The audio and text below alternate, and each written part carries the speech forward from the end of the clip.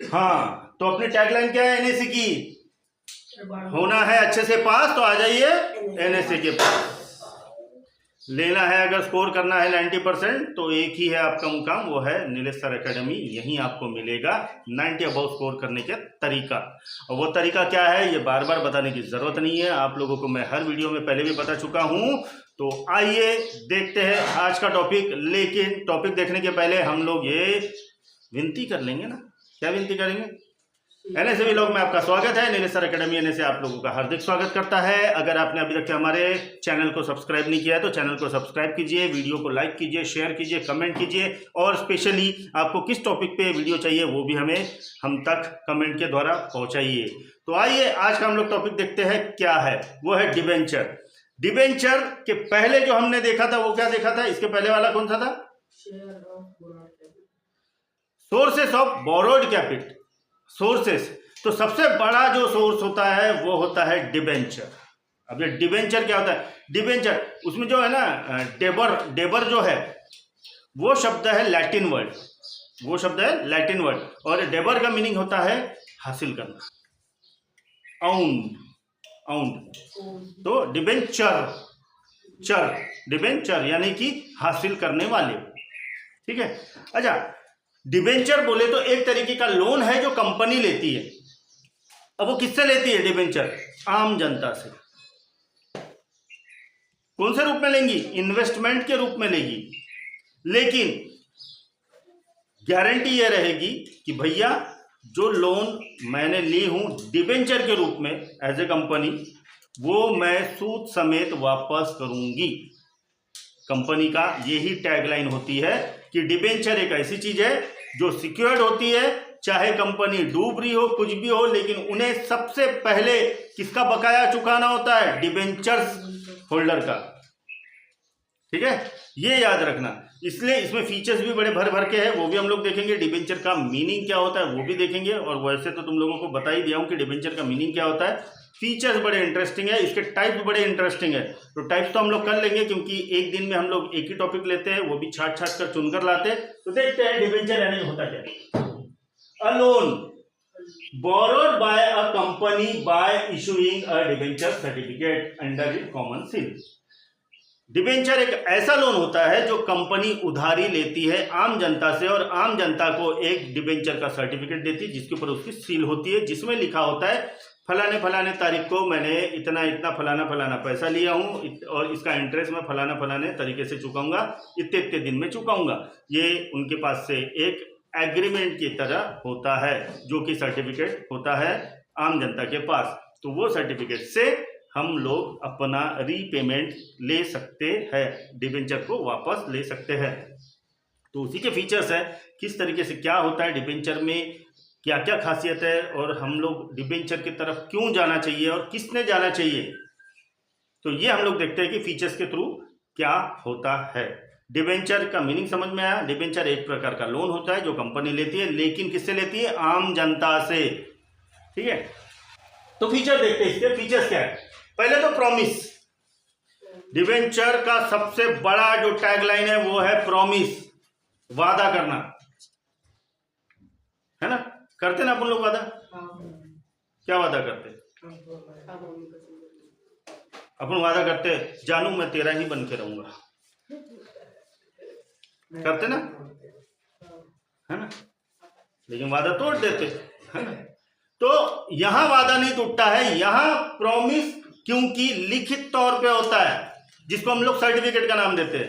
तो वही बताया गया, return promise given by the borrowing company. लिखित तौर पे कंपनी प्रॉमिस करती है कि मैंने भैया आपसे एज ए डिबेंचर आपसे लोन लिया हूं इतने इतने रुपए का, इतने इतने दिन के लिए, और इतना इंटरेस्ट मैं आपको दूंगा।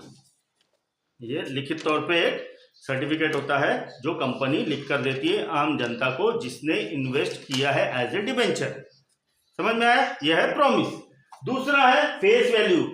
डिबेंचर की फेस वैल्यू बहुत बड़ी होती है, चेहरा, जिसको हम लोग अपनी लैंग्वेज में बोलेंगे, नागपुरियन लैंग्वेज बोलेंगे औकात। औकात। वो कंपनी का शेयर अगर 10 रुपए का है तो उसका डिबेंचर 100 रुपए का रहेगा, समझे? यानी वही चीज की फेस वैल्यू कितनी रहेगी, 100 रुपए। अब इसको इसी तरीके से समझते हैं, अगर हम लोग बुधवार बाजार जाए और वहां सब्जी देखें तो 10 रुपए के हम लोगों को टोपली भर बैगन मिल जाते है ना। वही अगर हम लोग सुपरमार्केट वगैरह में गए तो वही चीज हमको 50 रुपए किलो में मिलेगी, तो बढ़ गई उसकी फेस वैल्यू, है ना। क्यों, चीज वही, स्वाद वही, हर एक चीज वही, तो फिर फेस वैल्यू क्यों बढ़ी। देखो सुपरमार्केट में अतिरिक्त खर्चे बहुत होते हैं, कमाई कम होती है, और बुधवार बाजार में रास्ते में बैठे उनको ना कोई टैक्स देना होता है, ना कोई कहीं किराया देना होता है, कुछ नहीं, बस उनको बेच के निकलना होता है ना। तो उनको मुनाफा ज्यादा है, तो इसलिए वो लोग कम दाम में बेचते, फेस वैल्यू वहां कम रखते।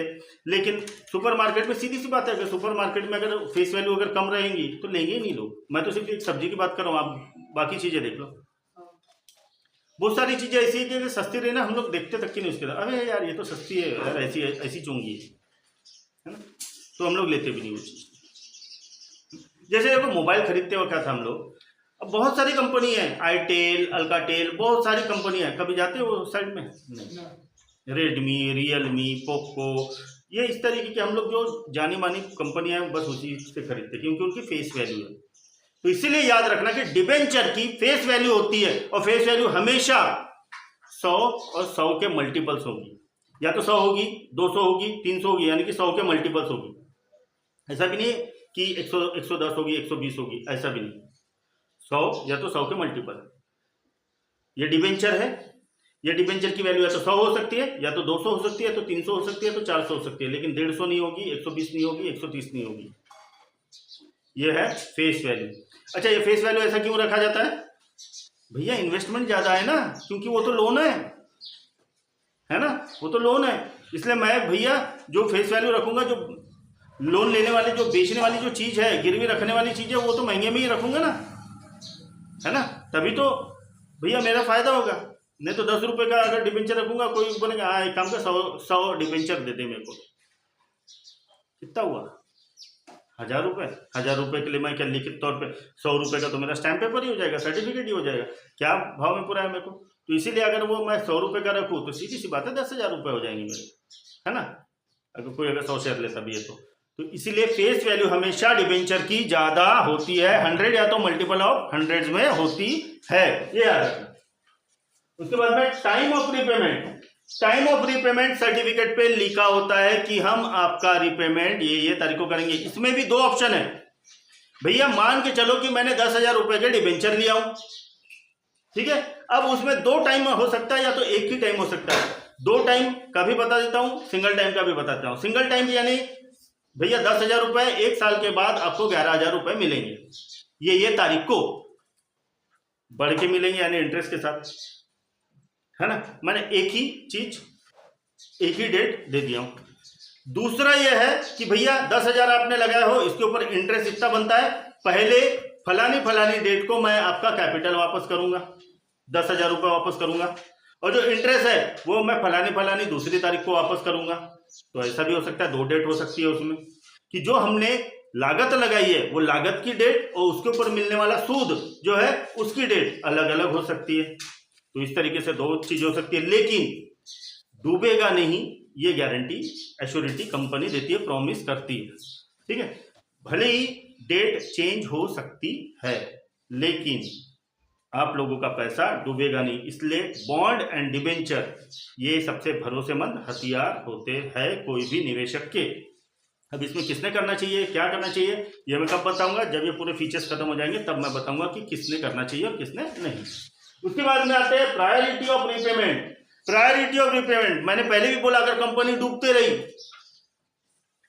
तो सबसे पहले वो पैसा वापस करेगी डिबेंचर वालों का, शेयर होल्डर का नहीं, इक्विटी शेयर वालों का नहीं, किसी का भी नहीं, लेकिन डिबेंचर का सबसे पहले वापस करेगी, क्योंकि वो है लोन, क्योंकि उसके पास लायबिलिटी है। Equity share is not a liability, लेकिन डिबेंचर एक लायबिलिटी है। भैया मैंने लोन लेके रखा हूं तो डिबेंचर मुझे वापस करने, तो प्रायोरिटी सबसे पहले होती है। The capital of debenture is repaid before making other dues. हम लोग जो डिबेंचर लिए हैं एज ए कंपनी, हमारा अगर कुछ भी 19-20 होता है तो हमारी पहली प्रायोरिटी यह है कि किसी को कुछ ना दे, लेकिन डिबेंचर वालों को उनका पैसा वापस करें।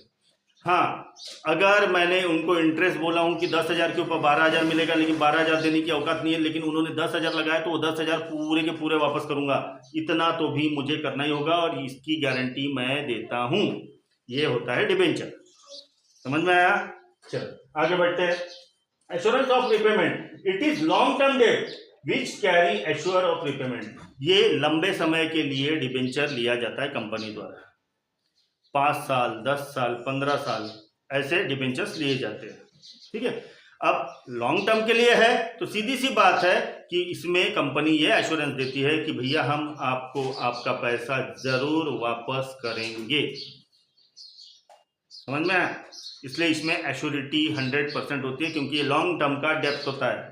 लॉन्ग टर्म का डेप्थ यानी क्या होता है? लॉन्ग टर्म की एक उधारी होती है जो हमने लेके रखी है। और अगर कम, मैं सीधी सी बात है, अगर मैं 1,000 रुपये ले लिया तुमसे, मैं बोल दूंगा अरे यार एक काम करो लोन दे दो मेरे को 1,000 रुपये का, 1 साल बाद तुमको 1,000 रुपये 1,100 रुपये वापस करूंगा। भैया कितना 10% प्रॉफिट हो गया, है ना? लेकिन अगर मैं बोलूँ 1,00,000 रुपये दो 1 साल के बाद वापस करूंगा, तो हो सकता है कि मैं देने में थोड़ा सा डिले करूँ, है ना, थोड़ा सा समय लगे, क्योंकि 1,00,000 के ऊपर तुमको अगर 10% के हिसाब से देखे तो मुझे 1,10,000 रुपये वापस करना है तुम लोगों को, है ना। तो 1 साल में शायद हो सकता मुश्किल हो मुझे, तो मैं उसके लिए क्या करूँगा, समय सीमा ज़्यादा बढ़ा लूँगा। भैया 1,00,000 रुपये दे, देखो 1,10,000 देता 5 साल के बाद दे सकता हूँ आराम से, है ना। लेकिन अगर मैं 1,000 बोला हूँ और 1 साल के लिए अगर आप लोगों को बोला हूँ, आराम से दे सकता हूँ, है ना। 1,100 रुपये तो देना है, वो भी 1 साल में। अगर महीने वारिश अगर मैं 200 रुपये भी बोलूँ तो भी 1,200 हो जाते होते ना। तो डिबेंचर का खेल ऐसी ही है। लॉन्ग टर्म ज़्यादा रहता है, लॉन्ग टर्म रहता है, इसलिए कंपनी एश्योरिटी देती है कि भैया हम आपका पैसा जरूर वापस करेंगे, लिखित तौर पे हम आपसे एग्रीमेंट करते हैं, आपको सर्टिफिकेट देते हैं, डिबेंचर सर्टिफिकेट देते हैं। समझ में? ये होती है एश्योरिटी। उसके बाद में हम लोग आते हैं 6वां पॉइंट, इंटरेस्ट। अब जो कंपनी फिक्स करती है, जो एग्रीमेंट हुआ है, उस इंटरेस्ट के हिसाब से ही आपको डिबेंचर में इंटरेस्ट मिलेगा, ना उससे कम ना उससे ज्यादा। भैया अगर उसने बोला है कि 10% आपको मिलेगा इंटरेस्ट, तो 10% ही मिलेगा, उससे ना ज्यादा ना उससे कम। समझ में? ये होता है interest. Receive at agreed rate of fixed interval, एक समय सीमा के बाद ही मिलेगा। अगर उसके पहले आपको अगर आपका पैसा निकालना है तो भैया इंटरेस्ट नहीं मिलेगा, आपने जो पैसा भरा है बस उतना का उतना वापस मिलेगा। जैसे फिक्स डिपॉजिट होता है, अगर मैंने फिक्स डिपॉजिट अगर 1 साल के लिए रखा हूं बैंक में, और 1 साल के पहले ही अगर मैंने निकाल लिया वो फिक्स डिपॉजिट, तो मुझे ऊपर का इंटरेस्ट नहीं मिलेगा, मुझे पैसा कट कर मिलेगा, जितना मैंने डाला हूँ बस उतना वापस मिलेगा। लेकिन अगर मैं पूरा टर्म अगर सर्वाइव करता हूँ, अगर मैं 12 महीने अगर बोला हूँ, 1 साल बोला हूँ, तो 1 साल के बाद 13वें महीने में अगर निकालता हूँ तो मुझे इंटरेस्ट मिलेगा। तो यहाँ भी आती है टाइम और फिक्स इंटरवल, है ना, वो इंटरवल के बाद ही जो आपको प्रॉफिट है देखने मिलेगा। ठीक, उसके बाद में आते हैं parties to debentures. Parties to debenture, अच्छा डिबेंचर में कौन कौन लोग इन्वॉल्व होते हैं? सबसे पहले तो होती है कंपनी, एबीसी नाम की कंपनी, ठीक है। अच्छा, कंपनी डिबेंचर नहीं बांटती है, कंपनी नॉमिनेट करती है ऐसे बंदों को जो डिबेंचर प्रोवाइडर, उसके लिए नाम है एक डिबेंचर ट्रस्टी, अपॉइंट करती है और वो बांटता है डिबेंचर्स। जैसे देखना, कंपनी शेयर्स नहीं बांटती डायरेक्टली कस्टमर्स को, इसके लिए प्लेटफॉर्म होते हैं जहां डीमेट अकाउंट अपन खोलते हैं, जैसे एंजल वन, है ना। इस तरीके की जो कंपनियां होती है, ये होती है स्टॉक ब्रोकर कंपनियां। तो ये क्या करती है, कंपनी से शेयर लेती है और तुमको देती है। तो वैसे डिबेंचर में ट्रस्टी होते हैं जो on the behalf of company वो डिबेंचर्स बांटते हैं आम जनता में, और वो जो आम जनता है वो है तीसरा व्यक्ति, जिसको हम बोलते हैं डिबेंचर होल्डर। तो कितनी पार्टीज होती है? एक होती है कंपनी, दूसरा होता है डिबेंचर ट्रस्टी, और तीसरा होता है डिबेंचर होल्डर। कंपनी जो जिनके डिबेंचर है, डिबेंचर ट्रस्टी जो वो कंपनी के डिबेंचर्स बांटेगा, और डिबेंचर होल्डर जो वो डिबेंचर लेगा, सर्टिफिकेट लेगा। है इसमें 3 लोग समावेश। हो सकता है वो कंपनी के अंदर के लोग हो सकता है कंपनी के बाहर के लोग हो, उन्होंने हायर किए हो। ये अब आउट ऑफ द बॉक्स का क्वेश्चन है, क्योंकि ये पूरा डिपेंड करता है उस कंपनी पे कि वो अंदर के ही लोगों को रख रही है या तो कोई दूसरे लोगों को अथॉरिटी दी है। तो वो भी पॉइंट्स है, वो भी हम लोग देखेंगे, कवर करेंगे। Authority to issue debenture, debenture को इशू करने का राइट किसके पास होता है? ये होता है the board of directors in the right authority. जो भी कंपनी के बोर्ड ऑफ डायरेक्टर्स है उन्हीं के पास ये अथॉरिटी होती है कि भैया हमें डिबेंचर इशू करना है, उसके अलावा और कोई भी नहीं कर सकता। बोर्ड ऑफ डायरेक्टर्स होने चाहिए। एक पूरा कंपनी का एक बोर्ड होता है जिसमें बहुत सारे डायरेक्टर्स होते हैं, वो डायरेक्टर्स ही डिसीजन लेंगे कि हमें डिबेंचर लॉन्च करना है। इनके अलावा और किसी के पास भी अथॉरिटी नहीं होती है डिबेंचर लॉन्च करने की, समझे? उसके बाद में status of debenture holder. Status of debenture holder यानी डिबेंचर होल्डर की औकात क्या होती है वो कंपनी में। वो कंपनी में वो डिबेंचर होल्डर की औकात होती है, समझ में आया ना क्या बोला था मैंने उसके बारे में?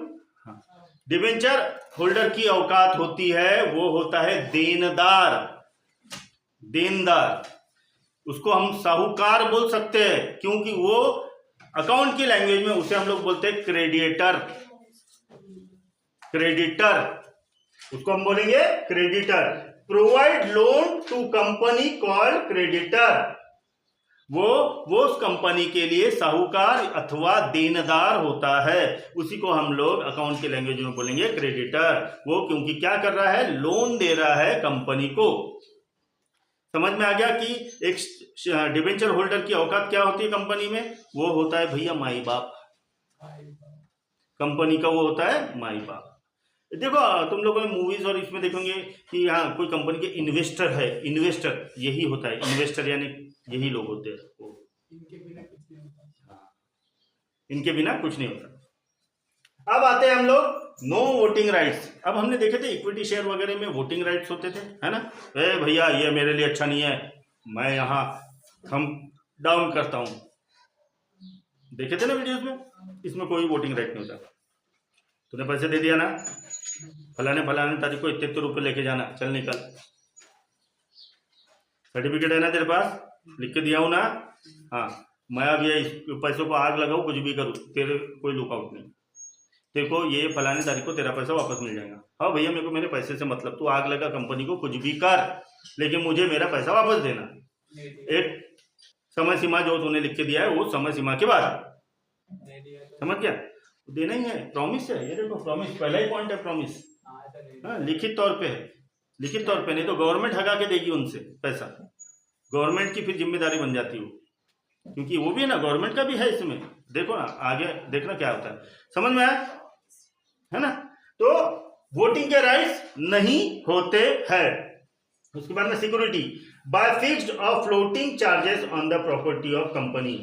अब देखो तूने बोला था ना अगर नहीं दिया तो, अब सिक्योरिटी नाम से क्या होता है डिबेंचर? अगर कंपनी डूब रही है तो कंपनी पैसा कैसे वापस करेगी? अपनी चीजों को बेचकर, है ना? उसकी कोई प्रॉपर्टी होगी, प्रॉपर्टी बेच कर देगा, तो वही है सिक्योरिटी डिबेंचर की। अब पता चला कि क्यों वापस मिलेगा डिबेंचर।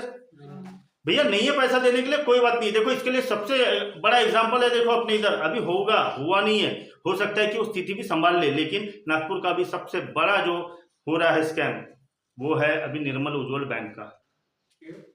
नागपुर में अपने विदर्भ में सबसे बड़ी कोऑपरेटिव बैंक है वो, और बहुत लोगों ने भरोसा किया, बहुत लोगों ने अपने फिक्स डिपॉजिट किए, क्योंकि वहां ज्यादा परसेंटेज मिलता है। अब लोगों को अपने फंड निकालने में तकलीफ हो रही है, क्योंकि उनके पास फंड ही नहीं है, उनके पास फंड ही नहीं है। तो फिर अब तो गवर्नमेंट भी देखेगी कि कोई रास्ता निकलता है क्या। अगर रास्ता नहीं निकलता है तो भैया सीधी सी बात है, उनकी प्रॉपर्टियां सीज होगी और वो प्रॉपर्टियों को बेचा जाएगा और लोगों का पैसा वापस किया जाएगा, है ना? सिक्योरिटी है तेरे क्वेश्चन का समाधान, है ना? तो सिक्योरिटी होती है। अब ये सिक्योरिटी हो सकती है फिक्स्ड चार्जेस हो प्रॉपर्टी के, या तो फ्लोटिंग चार्जेस हो। सीधी सी बात है, आज वो प्रॉपर्टी 10 लाख की है, लेकिन अगर वो मैं 5 साल के बाद देखूं तो हो सकता है कि 50 लाख की हो। प्रॉपर्टी होती है ना, महंगे में बिकती है, उसके दाम कभी कम नहीं होते, फ्लोटिंग रेट होता ही है। ट्रेन के ये निकला लेने के निकले उस जगह निकले और दाम बढ़ जाएंगे प्रॉपर्टी, बिल्कुल है ना, चेंजेस होते हैं। तो फ्लोटिंग रेट या तो फिक्स रेट जो भी रहेगा उसके जो चार्जेस है वही सिक्योरिटी होती है डिबेंचर में। उसके बाद आते हैं इश्यूअर। अब डिबेंचर कौन कौन सी कंपनियां बांट सकती है भैया, पब्लिक भी और प्राइवेट भी। पब्लिक लिमिटेड कंपनियां और प्राइवेट लिमिटेड कंपनियां, इसका भी मैंने वीडियो बना के दिया हूं तुम लोगों को कि पब्लिक लिमिटेड कौन सी होती है और प्राइवेट लिमिटेड कौन सी होती है। ठीक है, तो ये दोनों कंपनियां अपने डिबेंचर्स बांट सकती है, लेकिन यहां जो एक शर्त है वो शर्त गवर्नमेंट ने क्या रखी है, मैंने बोला ना गवर्नमेंट रूल एंड रेगुलेशन लगा के रखती है ना, तभी जाके सरवाइव करते हैं, नहीं तो अपने जैसे लोगों को चूतिया बना के तो निकल जाएंगी कंपनियां, बेवकूफ बना देंगी, है ना। तो गवर्नमेंट के रूल्स एंड रेगुलेशन के हिसाब से। उसके बाद का पॉइंट है listing must be listed on at least one recognised share exchange. कौन सी कंपनियां डिबेंचर बांट सकती है, वही दोनों कंपनियां, एक पब्लिक लिमिटेड और एक प्राइवेट लिमिटेड, ये दोनों कंपनियां बांट सकती है, लेकिन शर्त यह है कि वो कंपनियां शेयर मार्केट में अपना एक तो भी शेयर लॉन्च की हो। समझ में, शेयर मार्केट में वो कंपनी होनी चाहिए, वो भी अच्छा रिकॉग्नाइज उनका शेयर होना चाहिए। अगर वो शेयर उनके पास है, वो कंपनी लिस्टेड है शेयर मार्केट में, तो ही वो डिबेंचर बांट सकती है। यानी डिबेंचर बोल रहा हूं, डिबेंचर बांट सकती है, डिबेंचर बांट नहीं सकती, डिबेंचर सर्टिफिकेट बांट सकती है, लोन ले सकती है आम जनता से। वो कब ले सकती है, अगर वो स्टॉक मार्केट में रजिस्टर्ड है और उनका शेयर कोई स्टॉक मार्केट में है तो ही। समझ में आया। Last but not least transferability. Transferability यानी हर एक डिबेंचर मैं ट्रांसफर कर सकता हूं। मैंने मेरे नाम से लिया हूं, अब देखना हर एक चीज में देखो नॉमिनी रहता, नॉमिनी, बैंक अकाउंट खोलने जाओ नॉमिनी, कोई भी चीज लेने जाओ नॉमिनी, है ना। नॉमिनी यानी अगर मुझे कुछ होता है तो भैया मेरे बिहाफ में जो नॉमिनी मैंने उसमें लिखा हूं उसको मिल जाए, या तो मेरे जिंदेपन में ही मैं ट्रांसफर कर सकता हूं। भैया डिबेंचर मैंने लेके रखा हूं, एक काम कर यार भाई तू अपने नाम से कर ले, तो मैं ट्रांसफर कर सकता हूं, ये भी फैसिलिटी होती है डिबेंचर में। अब आते हैं मेन सवाल पे कि किसने डिबेंचर लेना चाहिए और किसने नहीं। भैया जिसको मार्केट में ज्यादा रिस्क नहीं चाहिए, बिल्कुल भी रिस्क नहीं चाहिए, तो उन्होंने, अगर उनके पास पैसा पड़ा है तो उन्होंने डिबेंचर में डालना चाहिए, गवर्नमेंट बॉन्ड्स में डालना चाहिए, क्योंकि उसमें पैसा बढ़कर ही मिलता है और वो डूबेगा नहीं। लेकिन जिनको रिस्क लेना है, जिनको ज्यादा कमाई होना है, तो उन्होंने सीधी सी बात है जाके दूसरे इन्वेस्टमेंट का प्लान ढूंढना चाहिए। लेकिन जिसको ज्यादा पैसे की लालच नहीं है, भैया इसमें इतना बढ़ के मिल जाए बस इतना ही काफी है, सिर्फ ये है कि भैया मेरा पैसा मैं घर में रखूंगा, चोर उचक के रहेंगे, बैंक में पड़ा रहेगा, उतना कुछ मिलेगा नहीं, तो उससे अच्छा है कि भैया मैं डिबेंचर खरीद के डाल दूं, क्योंकि वो भी सिक्योर्ड है, तो वहां मैं डाल सकता हूं। लेकिन ये नॉन रिस्क वालों के लिए ही है, जिनको रिस्क लेना बिल्कुल भी पसंद नहीं है, उनके लिए डिबेंचर और बॉन्ड्स होते हैं।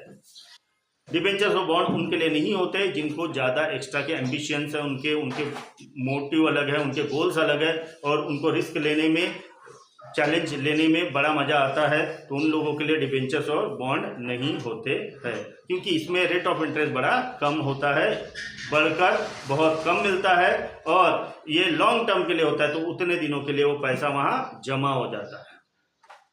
समझ में आया कि किसने लेना चाहिए किसने नहीं लेना चाहिए। तो यही फीचर्स है डिबेंचर के, और कल हम लोग वीडियो में देखेंगे टाइप्स ऑफ डिबेंचर। डिबेंचर्स के अलग अलग कौन से टाइप होते हैं, उनके क्या रोल्स है, उनको किस तरीके से मार्केट में लॉन्च किया जाता है, किसने कौन से डिबेंचर खरीदना चाहिए, उसमें भी टाइप्स होते हैं। तो यही टाइप्स के लिए आप लोगों को अगला वीडियो देखना पड़ेगा। जैसे कि इसका एग्जांपल कि अगर मैं मोबाइल खरीदने जाऊं, मेरा अगर बजट 15,000 का है, तो मैं पहले जाके हर एक कंपनी के मोबाइल देखूंगा और उसमें देखूंगा फीचर्स क्या है, जिसके फीचर्स ज्यादा लगे तो वो फीचर्स वाला फोन मैं खरीदूंगा। तो वैसे ही डिबेंचर्स के बहुत सारे टाइप्स है, जिसके भी फीचर्स बेटर है तो वो फीचर्स के हिसाब से हम लोग वो डिबेंचर खरीदेंगे। तो यही हम लोग देखेंगे कल के वीडियो में कि डिबेंचर के टाइप क्या होते हैं, कौन से डिबेंचर्स किसने खरीदना चाहिए, कौन से टाइप के खरीदना चाहिए, और कौन से टाइप के ऐसे क्यों है, ये सब हम देखेंगे अगली वीडियो में। तब तक के लिए आप लोग ये वीडियो देखिए, इसके पॉइंट्स को एनालाइज कीजिए और अपने आप को इम्प्रोवाइज कीजिए, और तैयार कीजिए आपके 12th बोर्ड की एग्जाम के लिए, जहां आप 90 स्कोर करेंगे, जो कि हम आप लोगों को वादा करते हैं कि अगर आपने हमारा वीडियोस देखे हैं, हमारे पॉइंट वाइज अगर ये किए, इसे एनालाइज किए हैं, प्रॉपर हमारे रूल्स एंड रेगुलेशन से चल रहे हैं, तो हम वादा करते हैं कि आप 90 अबव स्कोर करेंगे। तो ये भी उसी का पार्ट है। अगले वीडियो के लिए मिलेंगे, तब तक स्टे ट्यून्ड एंड जय हिंद।